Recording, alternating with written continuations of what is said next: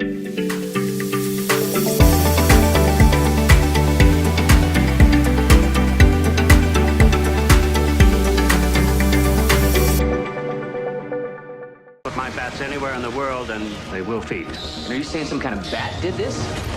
cinema, a fama deles não é das melhores.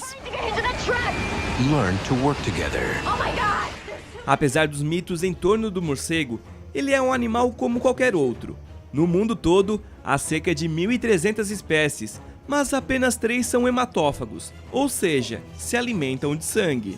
Existe morcego vampiro? Sim, existe morcego vampiro.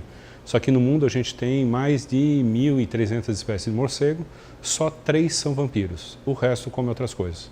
No Brasil a gente tem mais de 150 espécies de morcego e são as 3 que comem sangue. O resto come frutas, insetos, vertebrados, tá? Então folhas, néctar, pólen, tá? Tem morcego beija-flor, então peixe, tem morcego piscívoro, tá? Então só esses 3, dos quais um só suga sangue de mamífero, tá? Acaba levando a fama para todos os outros. E eles possuem uma grande função na natureza. Parte das nossas florestas são plantadas por morcegos, principalmente áreas abertas, onde as aves não passam, então quem passa distribuindo semente é principalmente morcego. Parte da polinização do que a gente tem de frutas, sejam frutas de consumo, mas principalmente frutas dentro da floresta, que vão dar as sementes, são morcegos que vão fazer essa polinização. E a gente ainda tem os morcegos insetívoros, que se a gente imaginar um morceguinho pequeno, lá com 10, 15 gramas, ele chega a comer de 200 a 500 insetos por hora. Isso multiplica por noite, multiplica por uma colônia de 10.000 morcegos, olha a quantidade de quilos de insetos que a gente retira por noite. Muitos desses insetos são pragas agrícolas, como besouros, mariposas, ou até o cupim, que nessa época incomoda para a gente um monte. Ele come cupim justamente na revoada, quando está dispersando para ocupar novas casas, ou seja, para acabar com o nosso móvel. O trabalho sobre morcegos é desenvolvido há anos pelo professor Sérgio Altoff na região e no estado, mas em Gaspar havia poucos estudos sobre o mamífero. Tinha algumas informações da época que eu coletei e tal, que eu tenho um sítio lá. Isso há quanto tempo atrás? Coisa de 15 anos. Agora com o pessoal fazendo o estudo na 470 por causa da duplicação, algum material chega para a gente, tá? Principalmente material que deve ser depositado na coleção científica. Então, alguma informação a gente tem, mas uma coleta periódica, tá? Sazonal, que tem 2 partes, né? A parte de rede ele faz periódica todo mês e a parte de som ele faz sazonal, tá? Então a gente vai ter uma informação dupla, que até agora nenhum trabalho foi feito. Aí entrou o João Pedro, aluno do curso de Ciências Biológicas da FURB, que é morador da cidade. O FURB Pesquisa acompanhou um pouco do trabalho dele em um dos lugares onde captura e identifica as espécies do município.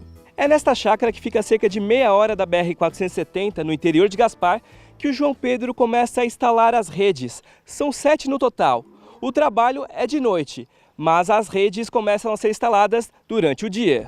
As redes têm tamanhos diferentes conforme o local de instalação. Geralmente tem 3 metros de altura, mas podendo chegar a 18 metros de largura.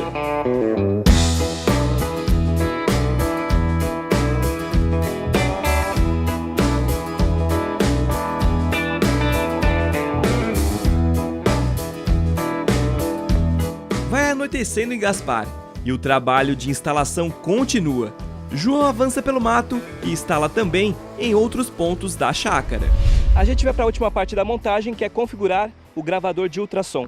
João, como é que funciona essa parte? Então, aqui a gente tem o gravador, né? É um gravador específico para ultrassons, então ele consegue capturar sons em alta frequência, que justamente são aquelas vocalizações que os morcegos emitem. Ele instala o microfone e o prende em uma árvore, apontando para o céu. Os morcegos conseguem emitir em frequência acima dos 20.000 Hz, que é o máximo que o ouvido humano escuta. O gravador registra o ultrassom através de pulsos, que vamos entender melhor mais para frente. Ele fica o tempo todo ligado, mas só grava quando registra algo acima do limite do ouvido humano. Quando a luz está vermelha, ele não está gravando. A partir que ele detectou um ultrassom, ele fica verde. Você vai ver daqui a pouco. Ó, ficou verde. Então, nesse momento aqui, ele detectou algum tipo de ultrassom, pode ser já um morcego voando aqui por cima, e ele já está gravando. Até vou confirmar para ti. Já teve a primeira gravação.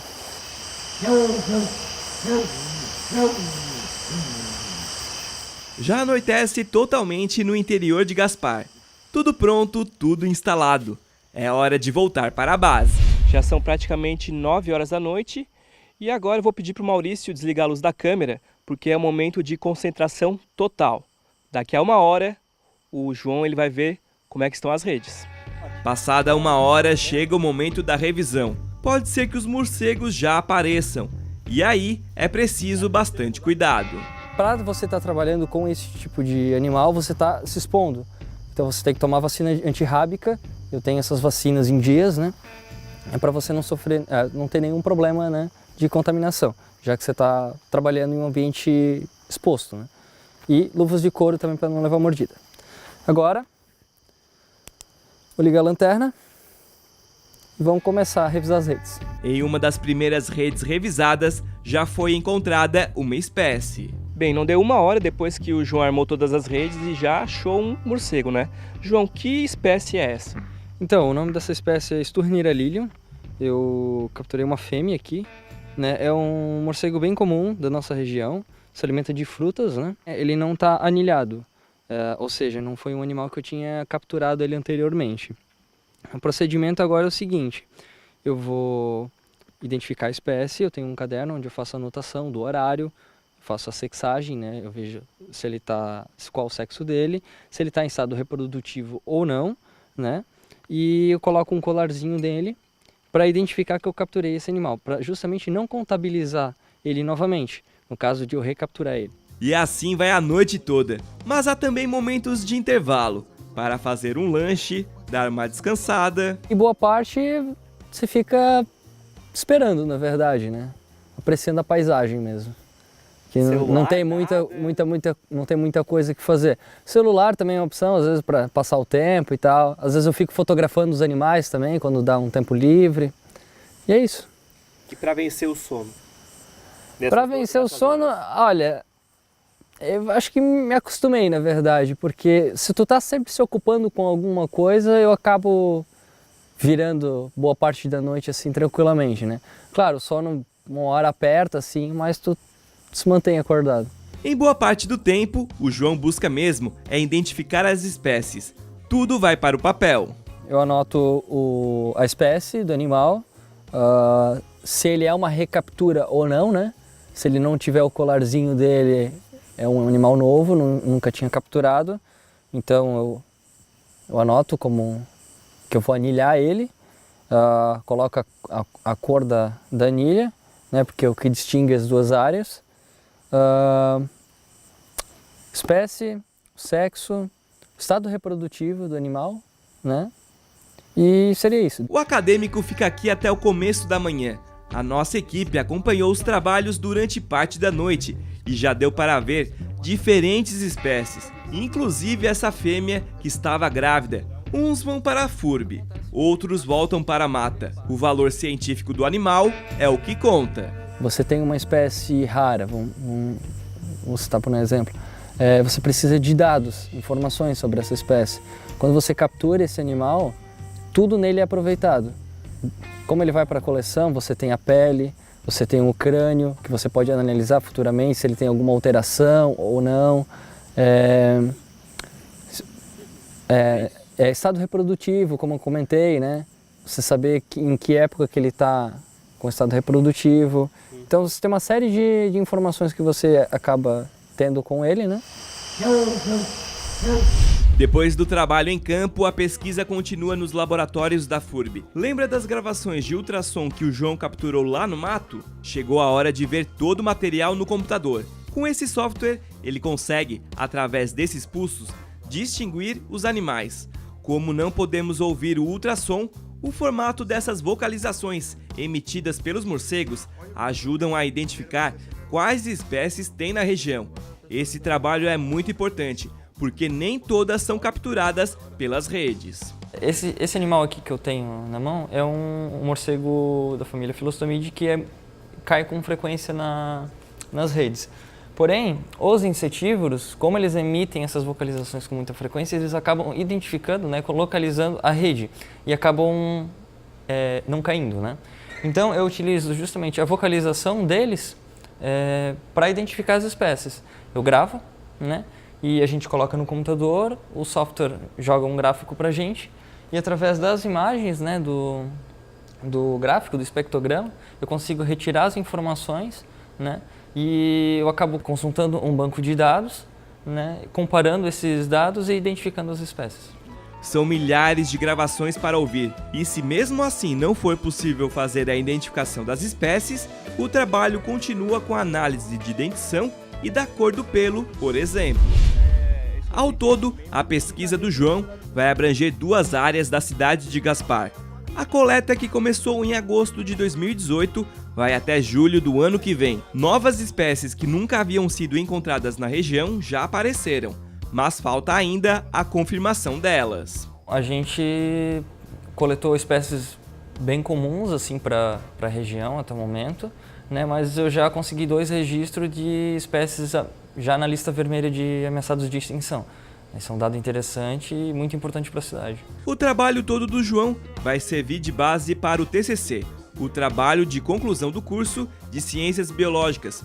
Por enquanto, o foco está apenas na pesquisa, mas ele não descarta a possibilidade de dar continuidade ao trabalho após a graduação. Para o TCC tem bastante coisa ainda para fazer. As coletas vão até agosto, mas eu ainda vou passar um bom tempo em cima desses dados, né? São bastante coisa para processar, principalmente os áudios, né? E depois de formado, né? Ainda não sei muito bem o que eu vou fazer, mas é uma área de interesse meu trabalhar com morcego, com mastozoologia, né? Com pequenos mamíferos. Com certeza, o resultado do trabalho do João vai integrar uma publicação científica da qual a FURB está participando. Para o professor, pesquisas como essa são importantes registros históricos do momento. Você tem uma fotografia da época, tá? Então é a fotografia de como vai ser 2018, 2019. De repente, daqui a 2040, alguém está fazendo esse estudo, ele vai ter com que comparar. Porque a gente não tem como comparar com o passado, que o pessoal devastou tudo, virou tudo arrozeira ou virou pastagem. A gente não sabe como é que era a população de morcego que tinha naquela época, qual era a riqueza, a gente não sabe se perdeu espécies, que provavelmente algumas espécies talvez foram mais para dentro da floresta, algumas podem ter simplesmente desaparecido. Então é muito importante a gente ter sempre uma fotografia, que é o que a gente vai ter. Momentos registrados por alunos e professores, em prol da natureza. Fazendo com que o diferencial dos alunos que saem aqui da FURB, por causa dessa questão de iniciação científica, de poder botar a mão na massa, poder trabalhar, é uma coisa extremamente importante, tá, para esses pesquisadores, ou esses novos pesquisadores, né?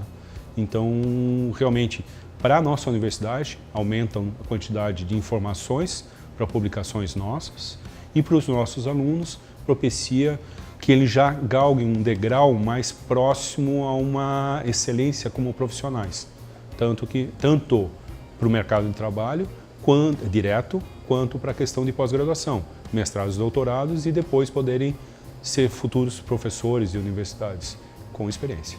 Mas até lá tem muito caminho pela frente, e o João Pedro está seguindo direitinho. Às vezes eu tenho que trabalhar até de madrugada e daí 6 horas da manhã tá acordando, daí você tá cansado, daí realmente, pô, tem que ir lá trabalhar de novo, mas não adianta. Você tem que ir, você tem que cumprir a metodologia, porque senão o seu trabalho fica incompleto, né?